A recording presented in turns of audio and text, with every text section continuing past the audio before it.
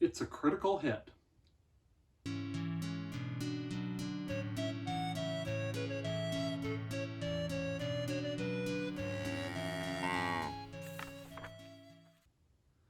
Hi everyone, I'm Jacob. I'm the Cowhat Librarian, and I'm excited about this one tonight, folks.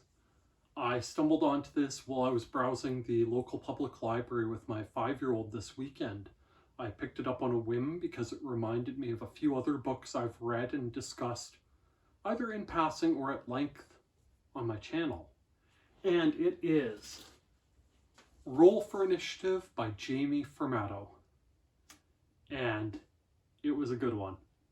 I thoroughly enjoyed it. Riley is the heroine of our story.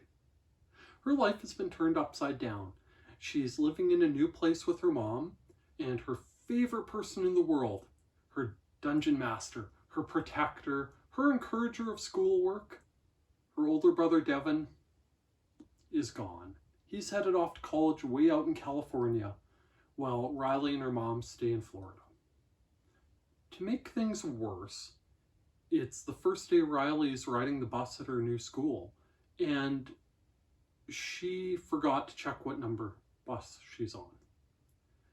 She gets pretty upset when she's heading for home and doesn't know which bus to get onto, but an older kid helps her out and asks for other people who are heading to the same area of the city that Riley lives in. A girl named Lucy chimes in that she lives in that area and helps Riley find the right bus, and they get on together.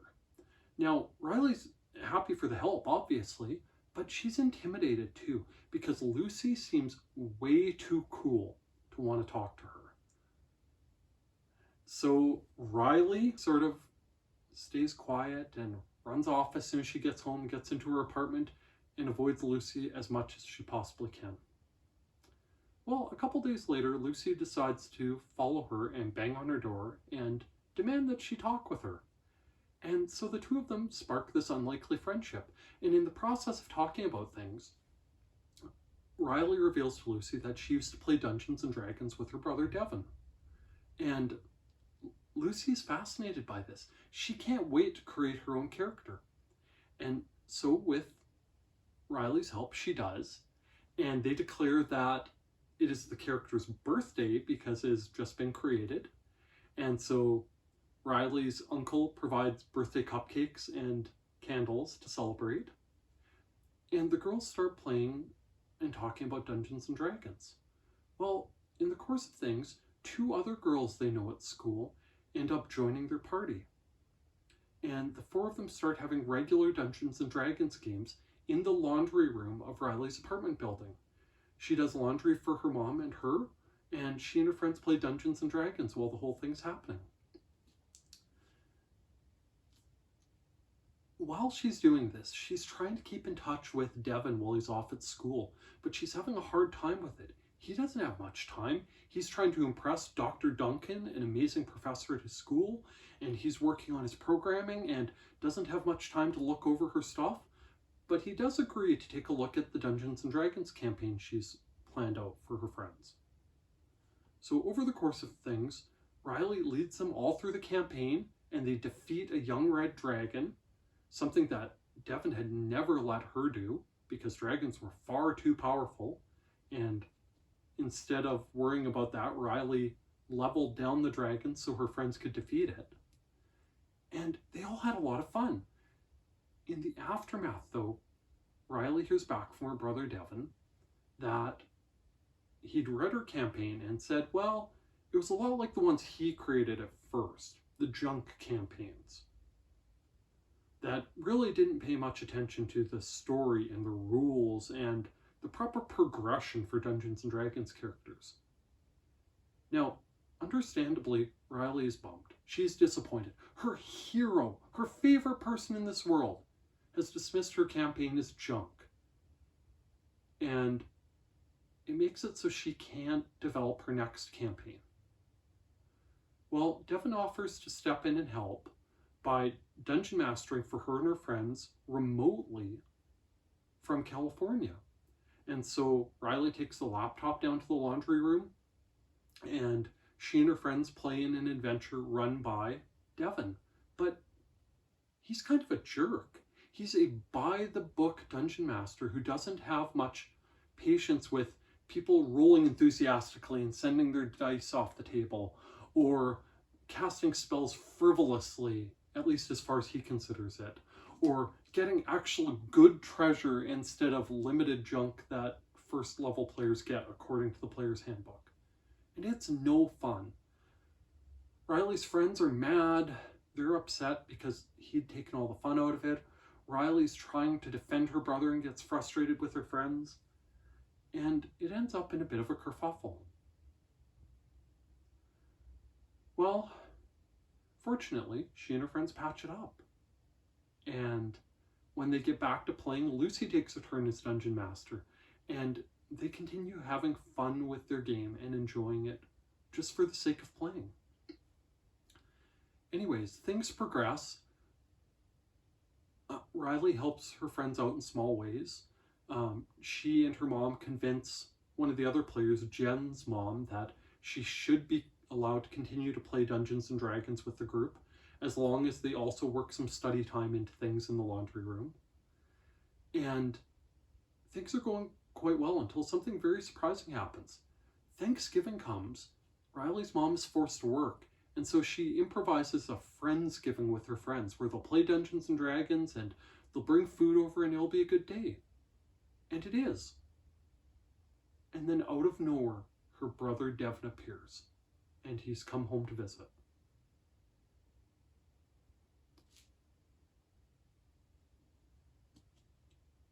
This was great. It was fantastic, folks. I can't remember the last time I've enjoyed a book this much for this age group.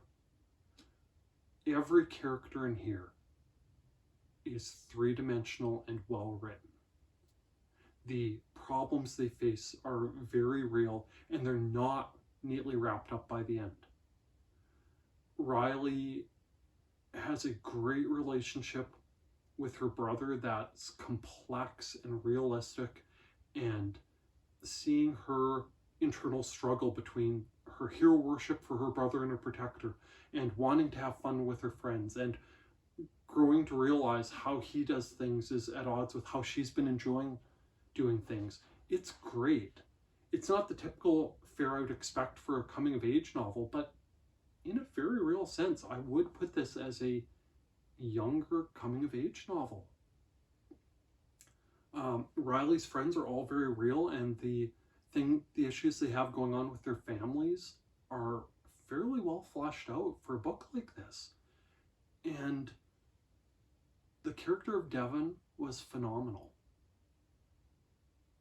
He serves in a very real way as a stand-in for every person, particularly guys, if we're being honest here, especially guys, who gatekeep hobbies. The ones who say that people playing games on their mobile phone aren't real gamers. The ones who blow off people who started playing Dungeons and Dragons with 4th or 5th edition as not being true fans because they didn't start with 3.5 or continue on to Pathfinder and the like. He serves as a stand-in for every one of those people in our lives. And it works so well. This was a phenomenal effort by Formato. If this is a sign of what Formato is capable of, I cannot wait to see what she comes up with in the future. It was great. It was delightful. I'm going to get into spoilers for a minute, but I'm going to spoil something for you right now. There is no deal breaker in this one, folks. None. The only thing I could think of is that one or two of the things Riley does might border on the very, very, very edge of being part of the manic pixie girl trope, maybe? And if you're not a fan of that, the way she bounces between people, helping them with their problems, might not be your cup of tea, I guess. But I even doubt that. It was great. but there are spoilers ahead. In the aftermath of Thanksgiving and Devon's surprise appearance, he reveals that he's doing terribly in his computer science program, which is a shock because he's always been a phenomenal student. He's thinking about quitting the program, and he's just going to come and stay and take care of his mom and Riley again. He's going to enroll in community college and just stay with them and be done with California, be done with his school, be done with Dr. Duncan, and take care of things. It frustrates the heck out of Riley very, very quickly because she's grown beyond her need for that. She's grown beyond Devon in very real ways in the months that he's been off at school. She has friends, she has a life, she's helping out at home. She finds ways to make food that she likes better than Devon's way of making them. And she's changed and he hasn't. And there's just this great dynamic of her dealing with his overbearing, overprotective nature that was previously appealing. Like I said, he was her hero, he was her protector. But she's grown beyond that. She's independent. There's great stuff with Riley's friends agreeing to play Dungeons and Dragons with Devon again, and everyone trying to put a good spin on it and behave for their dungeon master, and the stuff that happens as a result of it. There's great stuff with one of their players, Hannah, having trouble with her schoolwork and not being allowed to play Dungeons and Dragons if she fails another math test, and Riley quietly helping her out with study, not dragging the other friends in. This isn't a, although I love the show, it isn't a My Little Pony, we love each other and friendship will cause magic that fixes it. It's a furtive helpfulness. It's a quiet assistance. And when Riley is caught between wanting to help her brother, who is stuck in a rut and wants to play a game of Dungeons and Dragons with just her, and keeping a promise to her friend Hannah to help her study, she goes with Devon, disappoints the heck out of her friend. And then when she wakes up really early the next morning at 5:30, she sneaks through the apartment complex, taps on her friend's window, and heads in to make it up to her by studying with her in the morning. It felt so true to life as something that I might have done, or might still do at this age. You know, the nights where you have an argument with someone and you sort of resolve things, but you feel guilty and you wake up early in the morning and it's time to make some of their favorite muffins. It was great. And to end it all off, Riley finds out that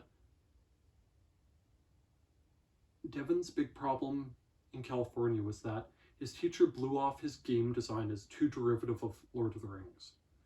Well, Riley plays around with his laptop a bit and finds out that he's made another game. One that's very, very, very creative. And she gets a real kick out of playing it. And so she forces the game on an organizer of a small local gaming and comic convention. And she uploads the game to this sharing site where people can try games and review them. And she takes the initiative and sends the game off to Dr. Duncan. And none of this is stuff that Devon would have done. None of it is things he was willing to attempt. He was too cowardly to try it and too worried that his game wasn't worth anything because he considered it to be frivolous nonsense compared to the real Dungeons and Dragons and real fantasy. And everyone loves it. And it restores his faith in himself thanks to Riley. And as an added bonus at the end of the convention, Riley is invited to run a Dungeons and Dragons game at the convention for the younger crowds. And Devon sees it happen. This is great, folks. If you've watched other videos on my channel, you might remember my video about Roll With It, a graphic novel about a girl who plays D&D with her family and uses dice rolls as part of her OCD to decide whether she should do something in a particular way or whether she will succeed in it. And if you like that, you'll definitely like Roll with Initiative.